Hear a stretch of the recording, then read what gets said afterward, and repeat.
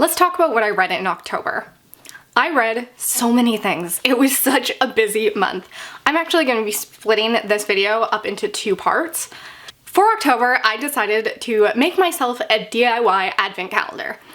I filled every single day with different horror books, different horror movies, a couple horror TV shows, comic books, etc, etc. Every day I opened a new door, got 2 different options, and then I either read the book, watched the movie, etc. And initially I was going to vlog the entire experience, but I am really just not good at daily vlogging. There are just days where I do not do it. So I ended up scrapping all of that. I actually did post part 1, and I just scrapped the idea of doing the other 3 weeks because, as it turned out, I had half an hour of footage for the first video, but like 10 minutes of footage in total for the other 3 weeks. So it just really wasn't working. One video is going to be my wrap up for that advent calendar, for everything I read and watched and for all things horror. This video is going to be for everything else I read during the month. Despite the fact that the vlogs didn't quite turn out, I do feel like overall it was a very successful experiment. I read so much horror, I watched so many horror movies, and I just enjoyed every second of it. But that's for video number 2. For this video, let's talk about what else I read.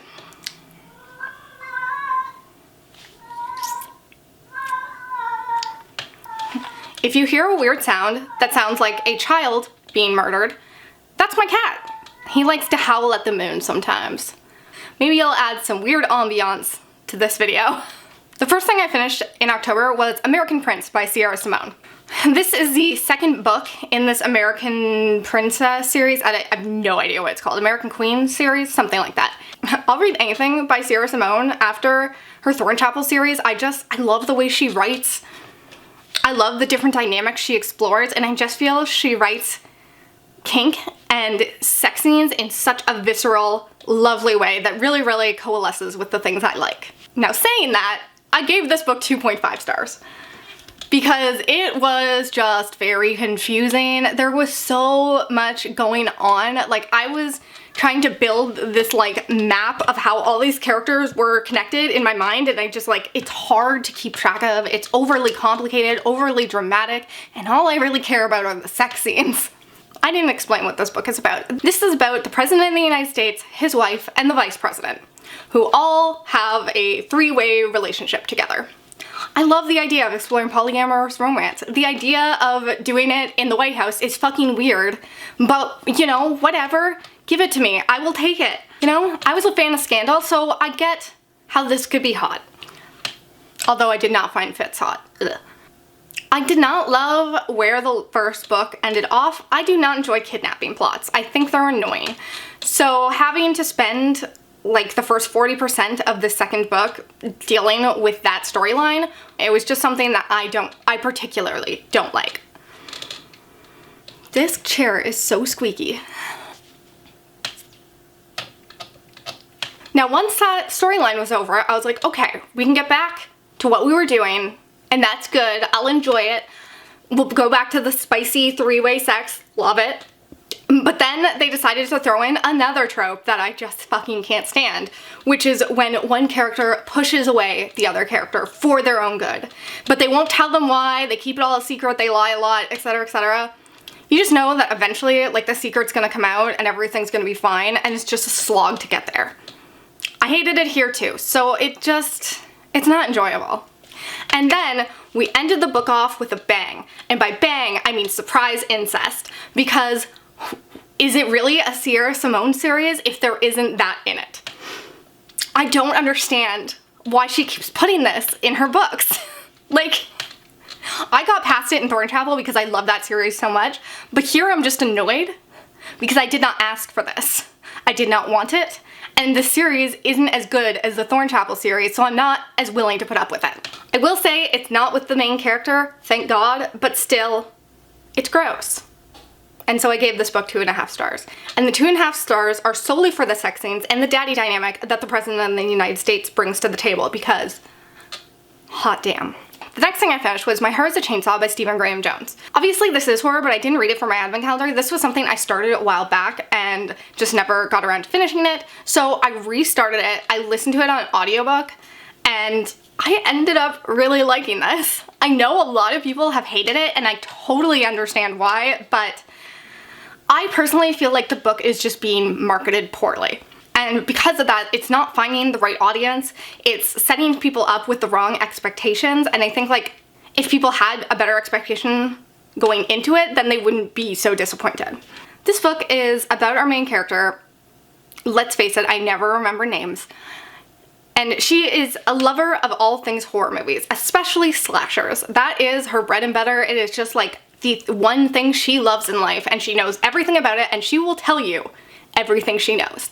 Now she believes that there is a serial killer in their town, a slasher to be exact. She sees all the signs because she's so obsessed with these movies that she knows what's gonna happen next. She sees the new girl and she knows that's our final girl right there, and I need to train her and make her prepared for ending this and saving our whole town. Unfortunately, a lot of pesky people get in the way of this. They don't understand her mission.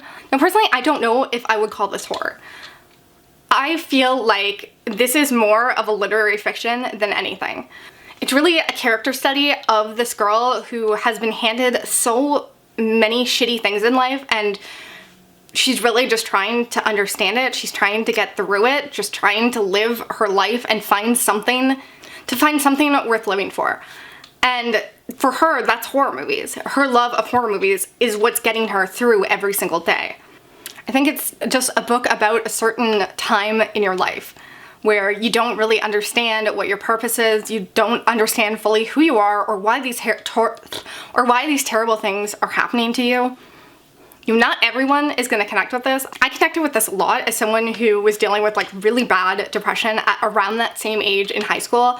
I used television personally at that age to get through each day to find something worth living for, and like it sounds so stupid that something so like material and something so unimportant could be the thing that gets you through. But I think when you're in such a dark period of your life, you're really just looking for anything, and especially when you don't have anybody else who like you feel cares about you, then it is going to be something kind of stupid, like a show or a movie or something that is your constant, that no matter what you can rely on and go back to and will be in your life. There's definitely a lot about her being Indigenous and how she didn't feel like she could be the final girl. Like it didn't matter how good she was at protecting this town, at fighting off this slasher, she still didn't believe that she could be the one who saved the day because there's never been an Indigenous final girl. I loved the ending of this. The last 10% is when this turns into an actual horror book, and I adored that part. It was just really, really fun and very meta. I feel like Stephen Graham Jones' books are always sort of meta, and I think he played with it in a really fun way here. This clearly isn't for everyone, but I personally gave it 3.5 stars. One of the things I love when picking up a Stephen Graham Jones book is you truly never know what you're gonna get, and I feel like, once again, he just shows another side of his writing here. The next thing I finished was All Your Twisted Secrets by Diana Urban. This is a book that I got from Plinko Picks, and I have conflicted feelings about it. This is a YA thriller book about a group of kids who all get invitations to this scholarship dinner, I believe, and they end up getting locked in and having to choose one person from their group to die. If they don't, then they will all be killed. I enjoyed so much of this. Like, I enjoyed this way more than I was expecting to. When I read teen thrillers, I have come to expect to find them shitty. That's just what I usually get from them. They're usually disappointing. They tend to play with a lot of cliches. And I was surprised by how much I was enjoying this one. I was fully expecting to give it 4 stars. I really binge listened to it, and I found most of the characters somewhat enjoyable. Their dynamics were kind of interesting. All of their secrets were interesting, yet somewhat realistic. Nothing was too over the top where I was like, this is ridiculous, rolling my eyes. Like, it wasn't Pretty Little Liars or anything. But then the ending happened, and I really didn't like it. I could have liked it. I didn't hate it. The idea of it was okay, but it did not fit in with everything we had come to know. It didn't feel authentic to the characters. And so I ended up giving this 2.5 stars.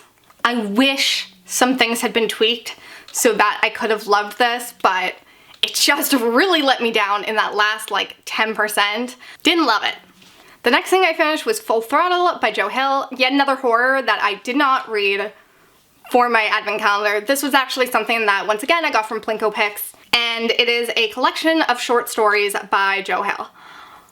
I did not realize that I had actually previously already read a bunch of these. Joe Hill wrote Lock and Key, which is one of my favorite comic book series of all time. So when I saw that he had a bunch of one-off comics, I decided to read a bunch of them, not realizing that they were adapted from his short stories in this collection. So as I was reading, I was like, this sounds familiar. So yeah, I had already read a handful of them, and overall I didn't love this, partially because I'd already read some of these, but also I just don't like short stories. I am such a character-driven reader that reading short stories does nothing for me because I don't know these characters, I can't connect with them, and like they're not around long enough to matter to me. I think at this point I can confidently say that I'm not going to pick up any more short story collections. I've tried reading a hard-hitting contemporary one, I've tried reading a dark erotica one, and now I've tried reading horror ones, and I didn't enjoy any of them. So it's clear to me that short story collections just really aren't something I'm gonna jive with ever. I gave this 2.5 stars.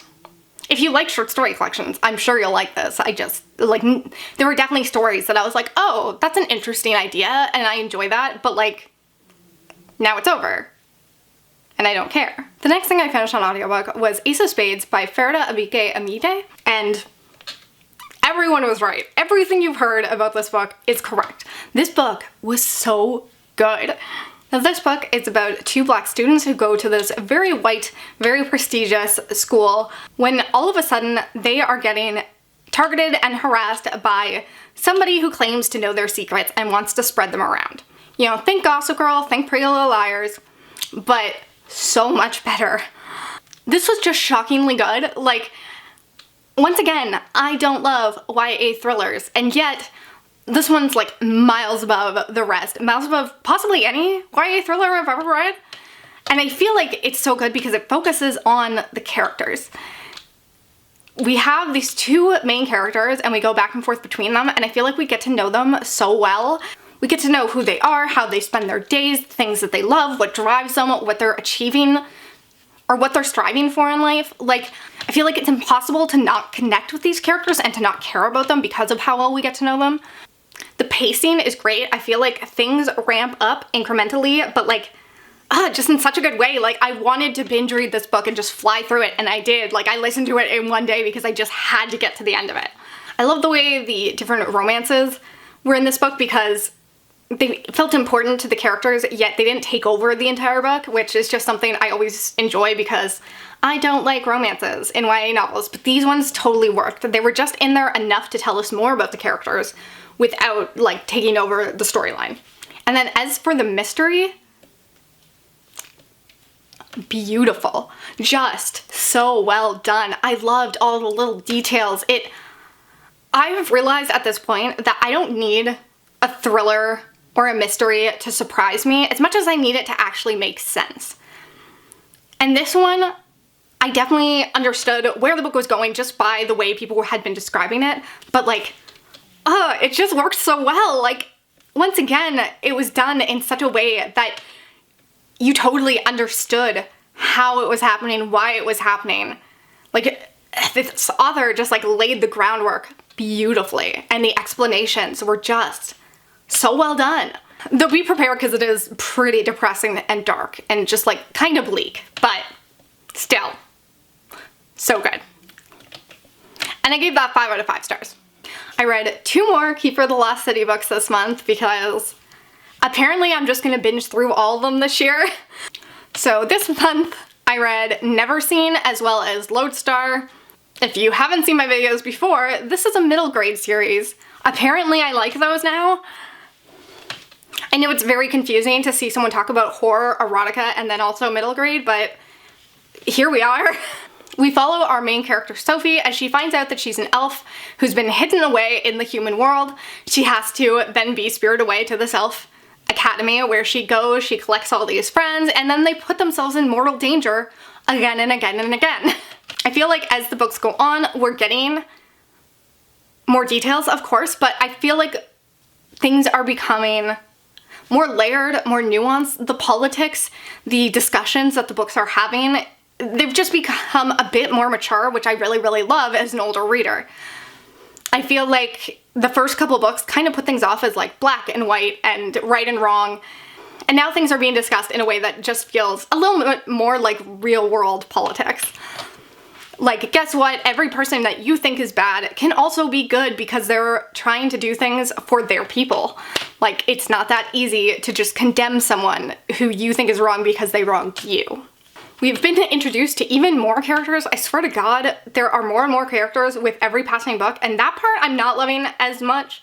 Yes, I like all the new characters, but it just feels like we've got too many pies spinning now. Too many pies spinning. That's not a thing. Too many plates spinning. Or too many hands and too many pies. You know what I'm trying to say. There's just too much going on. And it's becoming hard to follow. The book, every once in a while, it just feels like one character or another is like left out of the loop, left out of the storyline, because you can't serve all these different characters at once. I also enjoy that the romances are slowly becoming more important. I love how slow burn everything has been because these characters are so young. I didn't want a romance to take over the storylines, but I feel like because you just get bits and pieces of it, and now she's getting older, of course she's thinking about it more. So I love the way that's done. I just love this series so much. It's my comfort read. It's just the thing that I love to read at the end of the day that feels like just being wrapped in a hug. I love it. I will continue to read it. I actually gave Neverseen 4.5 stars, but then I gave Lodestar 3 stars. So it sucks that my favorite book was followed up by my least favorite book, but what I will say is I'm currently reading the book after that, and it is also great. So the reason I don't like Lodestar is they separate my favorite character from the rest of the group for pretty much the entire novel. And the things that he does and the ways in which he betrays the group really kind of piss me off. And like it just keeps happening throughout the book. Like it just keeps getting repeated and repeated and repeated. And like all these dumb decisions keep being made with the idea that he's doing them for the greater good. That he's making these decisions to help them out even though they don't want him to be doing these things on his own. It just got really frustrating to see this annoying storyline happen over and over and over again throughout one book. But regardless, they've moved on from that storyline now, and thank God. One thing I didn't know is that this book is being adapted into a movie or into a series for Disney. Like, what? By Ben Affleck, which is really fucking weird. But regardless, how is that going to translate onto screen? I'm so confused. Like, I love this. I can't wait to watch it, but also so much of the series happens in people's minds, and like, I just don't know how that's gonna work out. But I'll be watching the shit out of it. I then read The Big Kahuna by Jane Evanovich and Peter Evanovich.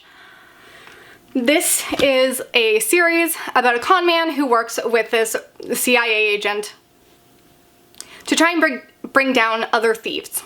I really don't have a lot to say about this. It's like the 5th book in the series or something, maybe the 6th.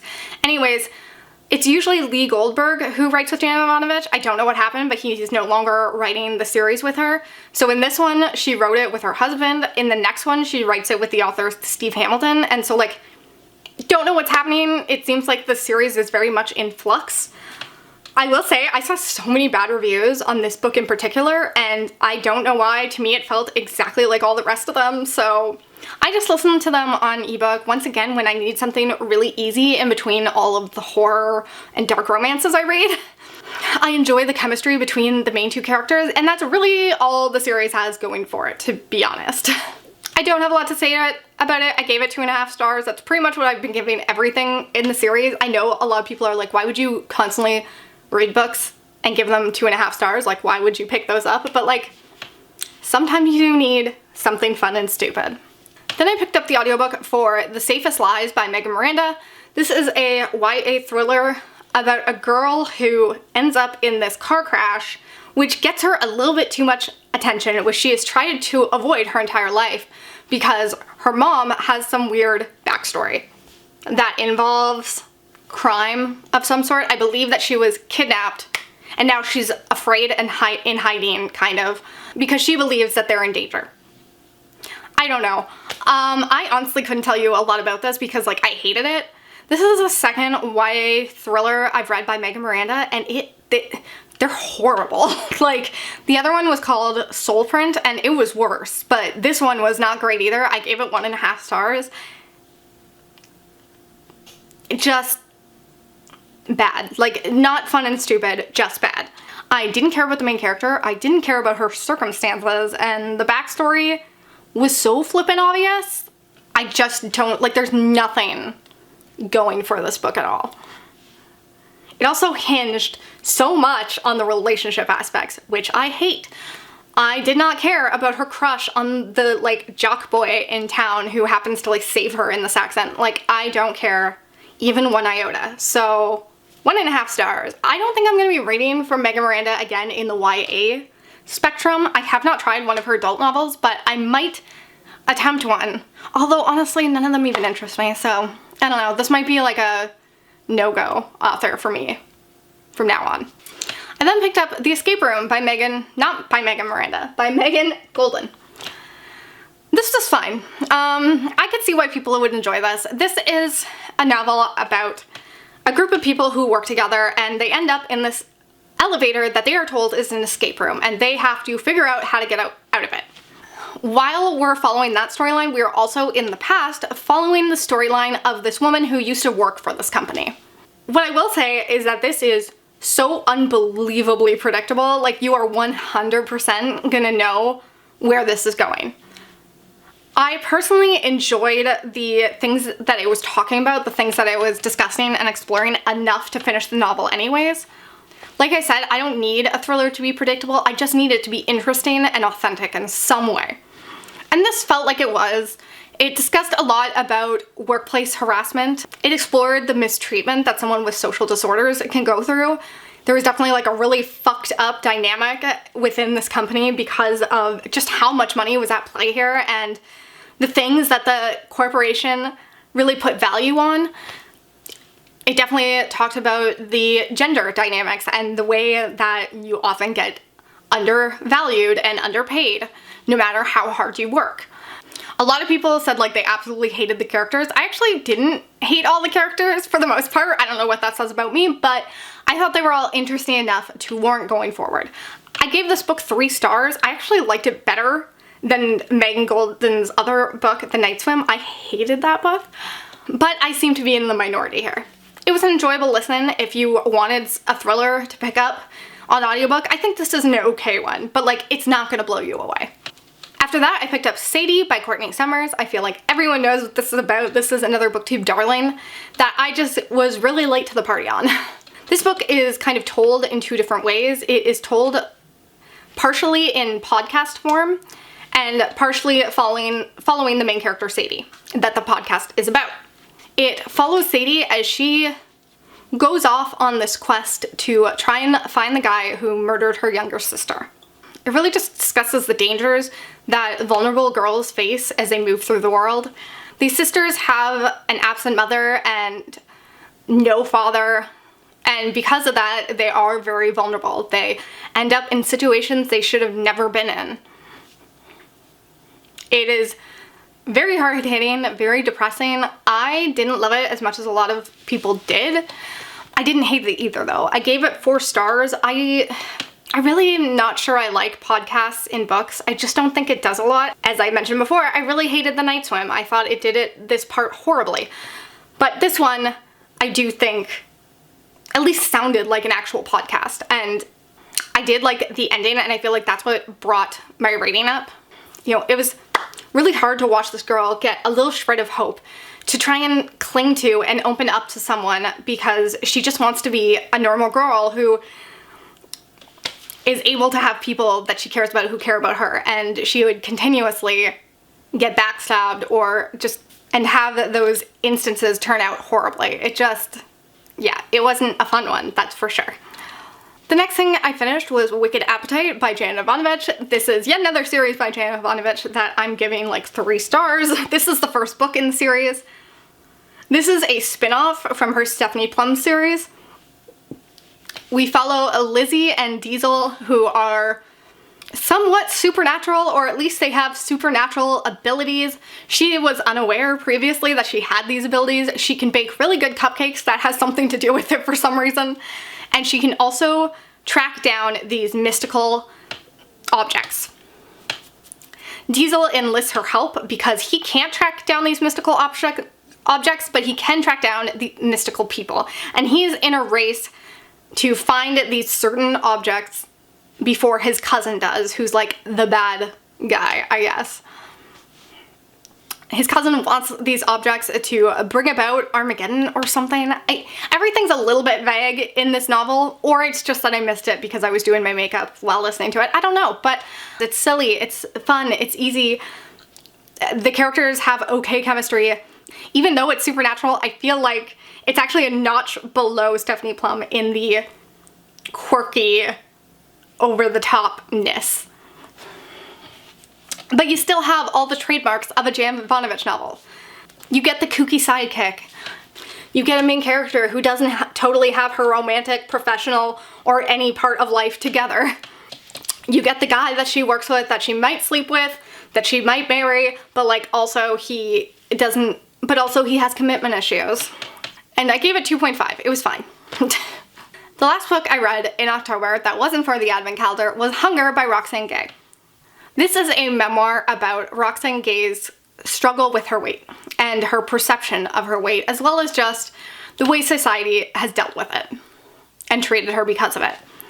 I think Roxane Gay does a really great job at coming at this from every angle. She doesn't just talk about why she gained the weight or how she feels about it. She really talks about just like every aspect of weight and our society. She starts the book off by telling us about a very brutal assault that happened when she was a very young girl, about how she used to be very thin, but she gains the weight as almost like armor because she wants to keep these boys and any men going forward from attacking her in that way. And she believes that if she is fat, then nobody will find her attractive again. No one will seek out to hurt her. But then she talks about how her family reacts to it and treats her because of it, how society treats her because of it. She talks about the different aspects of her job that it affects. She really talks about so many different things about it, and she also is very open and raw in the way that she feels about it, because she has spent so much of her life trying to lose this weight, but then when she loses weight, she panics and gains some of it back because it has been such a security blanket for her. You know, this is a book about being fat, but it's also a book about sexual assault. It's a book about identity. Like, it's obviously very important to write down your truth, but it's also, I think, hard and important to write down your flaws because it's so easy to sand them away. And I feel like she does a really good job of being self-aware, of taking accountability for the things that she's done, as well as the things that have been done to her. I love that she talks about that she's fat and it's okay to be fat, and it shouldn't affect the way society sees her, shouldn't affect the way society treats her, makes every single thing about her weight. And she's well aware of this and wants society to change, but she also still has moments where she wants to change her body.